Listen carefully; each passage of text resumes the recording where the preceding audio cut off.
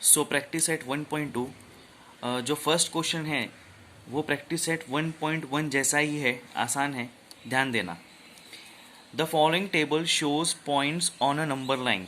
ठीक है, ये पॉइंट्स है और उस पॉइंट पे उसका कोऑर्डिनेट दिया है। ए का -3, बी का 5, सी का 2, डी का -7, ई का 9।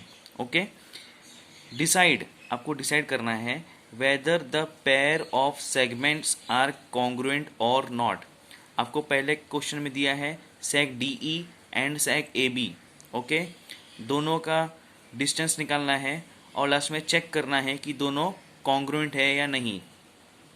तो इसका डिस्टेंस निकालने का, फिर इसका डिस्टेंस निकालने का।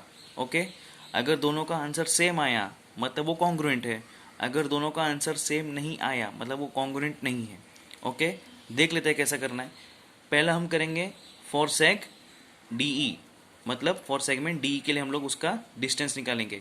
ठीक है, अब आपको याद है आपने 1.1 में किया था ये। कोऑर्डिनेट ऑफ पॉइंट डी कितना है, -7। दूसरा क्या है, ई, कोऑर्डिनेट ऑफ पॉइंट ई कितना है, 9। ओके, दोनों को कंपेयर करो, कौन बड़ा है, -7 बड़ा है या 9 बड़ा है। ऑब्वियसली 9 बड़ा है, तो 9 इज ग्रेटर देन -7। ठीक है, नाउ डिस्टेंस, डी मतलब स्मॉल डी मतलब distance, distance between D comma ई कितना है, बड़ा नंबर माइनस छोटा नंबर। 9 माइनस दूसरा नंबर क्या है, -7, उसको ब्रैकेट में लिख दिया। 9 माइनस माइनस प्लस 7, 9 + 7 16 यूनिट्स। तो आपका डिस्टेंस बिटवीन डी और ई कितना है, 16 यूनिट्स। वैसे ही अब आप सेगमेंट ए बी के लिए करोगे। For segment A B coordinate of point A कितना है, -3 और बी का क्या है, 5। Coordinate of point B is 5। ठीक है, कंपेयर करने का कौन सा नंबर बड़ा है, -3 बड़ा है या 5। ऑब्वियसली 5 बड़ा है, तो 5 is greater than -3।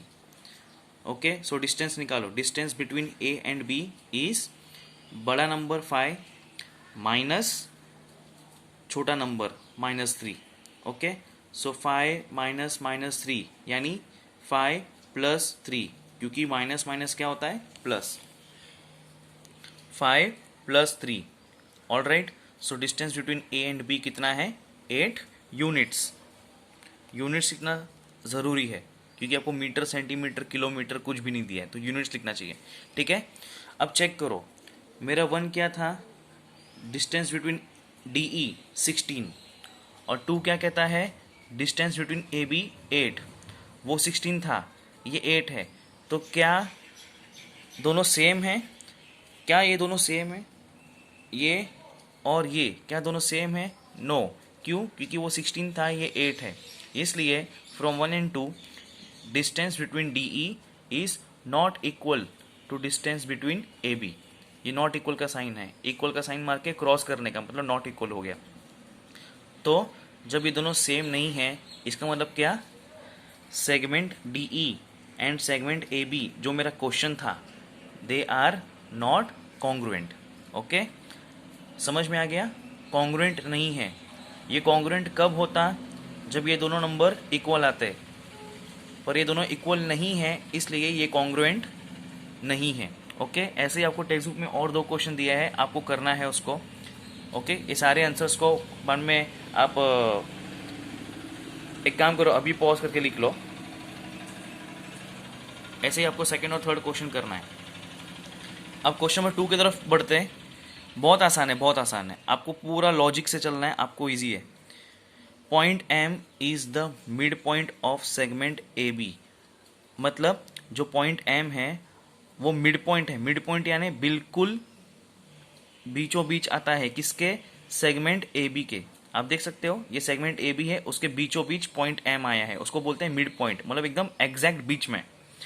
If A B is 8, अगर आपका पूरा ए बी 8 है जो मैंने ऊपर स्केच से बनाया है, देन फाइंड ए एम। अब आप खुद देख के बता दो आंसर। अगर ए बी 8 है तो ए एम तो उसका आधा हो गया ना। अगर ए बी 8 है तो ए एम कितना होगा, 4। लेकिन हमको डायरेक्ट 4 नहीं लिखना है। ओके, मैथ्स का अपना तरीका होता है सॉल्व करने का, कैसे करना है ध्यान दो।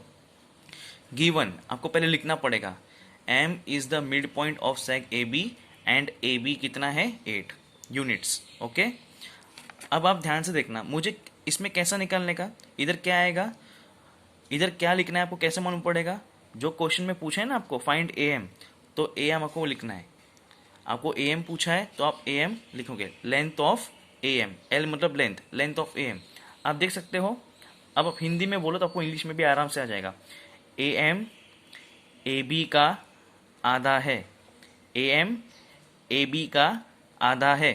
ओके, इंग्लिश में कन्वर्ट कर दो इसको, length of A M is half of length A B.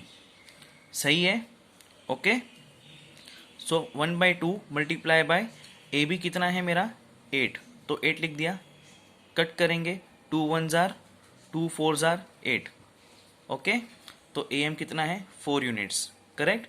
अगर ए बी पूरा 8 था तो ए एम कितना आया 4 यूनिट। अब ये क्वेश्चन देखो, point P is mid point of segment C D.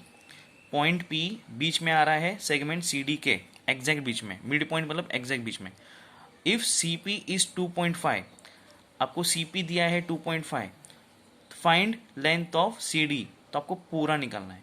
ठीक है, ये क्वेश्चन का पहले वाले से उल्टा है, इसमें आपको पूरा दिया था और आपको आधा निकालना था, इसमें आपको आधा दिया है और आपको पूरा निकालना है लेंथ ऑफ सी डी। कैसे करेंगे, गिवन लिख लेने का, P is mid point of segment C D and C P कितना है 2.5 यूनिट्स।